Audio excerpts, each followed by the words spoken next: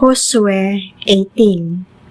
Human nila makuha ang yuta, ang tibok katilingban sa Israel, nagtigom didto sa Silo, ug nagpatindog silag tolda nga tagbunganan. May 7 ka banay sa katawhan sa Israel, nga wala pa kahatagig yuta. Busa, giingnan ni Josue ang katawhan sa Israel. Kanusa pa ba kamo mosulod aron pagpanig-iya sa yuta nga gihatag kaninyo sa Ginoo ang Dios sa inyong katigulangan? Hatagi akog 3 ka tawo gikan sa matag banay. Pasuruyon ko sila sa tibok yuta ug isulat nila ang mga utlanan sa yuta nga gusto nilang panag-iyahon. Unya, mamalik sila kanako. Bahino nila sa 7 ka bahin ang yuta. Si Juda magpabilin sa kayutaan sa habagatan o si Jose sa kayutaan sa amihanan. Isulat ninyo ang mga utlanan sa 7 ka bahin sa yuta ug dad-a kiningari kanako. Unya, magripa ako aron pagtino sa kabubuton sa Ginoo nga atong Dios alang kaninyo. Ang mga Levita dili makadawat og bahin sa yuta. Sama kaninyo tungod kay ang bahin nila mauman ang pag-alagad ingon nga mga pari sa Ginoo.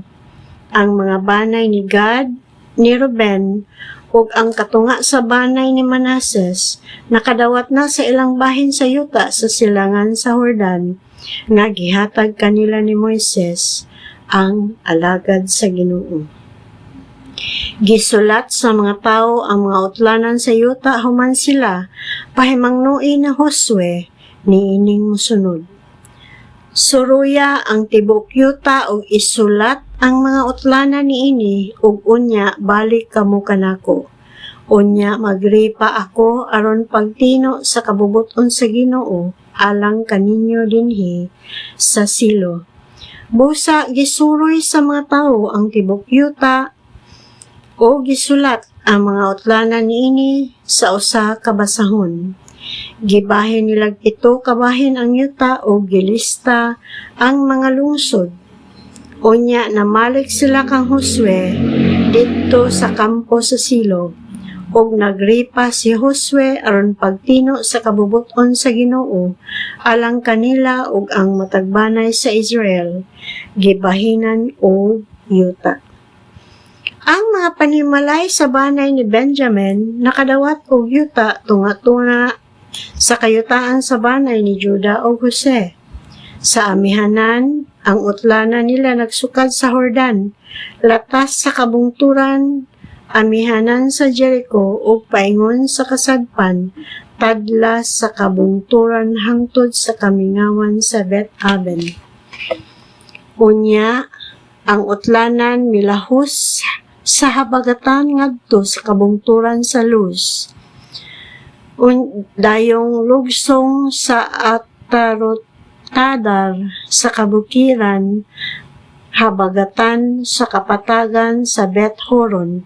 Unya ang utlanan miliko sa habagatan gikan sa kasadpan niining bukira sa habagatan sa Bet-Horon o mipadulong sa syudad sa Kiriat Baal nga sakop sa banay ni Juda. Kini ang utlanan sa kasadpan. Ang utlanan sa habagatan nagsukad sa utlanan sa Kiriat-Arim o gikan didto mipaingon sa kasadpan hangtod sa mga tubod sa Neptoa. Unya milugsong kini sa ngilits nga sa bukid nga nagdungaw sa walog sa Hinom, sa amihan ng tumoy sa walog sa Rephaim. O mipadayon kini sa habagatan tadlas sa walog sa Hinom, sa habagatan sa kabungturan sa mga Jebusihanon, paingon sa Enrogel. Miliko kini sa amihanan sa Ensemes o mipaingon sa Gililot at bang sa agianan sa Adumim. Ang utlanan milugsong sa bato ni Buhan, anak ni nga lalaki ni Ruben, o milatas sa amihanan sa kabungturan nga nagatubang sa walog sa Jordan, o lugsong niini. Unya, mipaingon kini sa amihanan sa kabungturan sa Bethhogla hangtod sa amihanang luok sa patayng dagat ang habagatang tumoy sa Jordan. Kini ang utlanan sa habagatan. Ang Jordan mao ang utlanan sa silangan.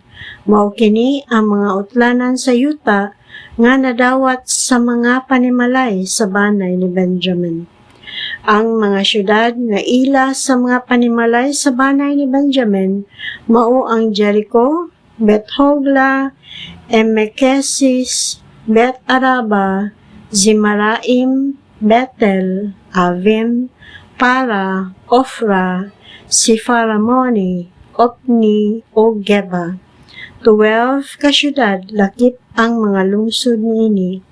Lakip usab niini ang Gibeon, Rama, Beerot, Mispe, Chifira, Mosa, Rekem, Jerpiel, Tarela, Zela, Elep, Zebus, o Jerusalem, Gibeah, o Kiriati Arim. 14 kasyudad, lakip ang mga lungsod niini. Kini mao ang yuta nga dadawat sa mga panimalay sa banay ni Benjamin.